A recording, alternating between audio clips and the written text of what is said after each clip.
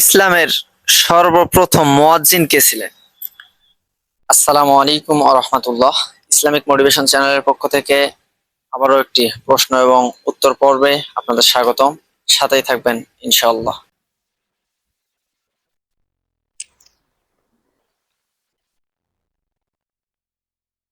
আসসালামু আলাইকুম ওয়া রাহমাতুল্লাহ। ওয়ালাইকুম আসসালাম রাহমাতুল্লাহ। কেমন আছেন? আলহামদুলিল্লাহ।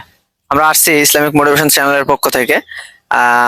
আমরা আপনাকে ইসলামিক 3টা প্রশ্ন করব। আপনি যদি সঠিক উত্তর দিতে পারেন আমাদের পক্ষ থেকে অবশ্যই আপনাকে পুরস্কৃত করব। তো আপনি কি মানসিকভাবে রাজি আছেন কিনা ইনশাআল্লাহ?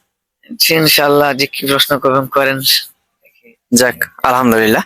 তো আমাদের প্রথম প্রশ্ন হচ্ছে, ইসলামের সর্বপ্রথম মুয়াজ্জিন কে ছিলেন? ইসলামে হযরত বিলাল রাদিয়াল্লাহু আনহু। হযরত বেলাল রাদিয়াল্লাহু তাআলা আনহু। ধন্যবাদ, উত্তর সঠিক হয়েছে। আমাদের দ্বিতীয় প্রশ্ন হচ্ছে, একজন নবী পৃথিবীতে দ্বিতীয়বার আগমন করবেন, এ নবীর নাম কি জানা আছে? এর নবীর নাম ইনশাআল্লাহ হযরত ঈসা ঈসা সাল্লাল্লাহু আলাইহি সাল্লাম। ঈসা আলাইহিস সালাম। ধন্যবাদ ভাইকে, দ্বিতীয় প্রশ্ন ভাইয়ের সঠিক হয়েছে। আমরা 3 নম্বর প্রশ্নে চলে যাব। 3 নম্বর প্রশ্ন হচ্ছে, কোরআনুল কারিমে কোন নবীর নাম একাধিকবার এসেছে? এটা মুসা সাল্লাল্লাহু আলাইহি সাল্লাম। মুসা আলাইহিস সালাম। ধন্যবাদ ভাইকে।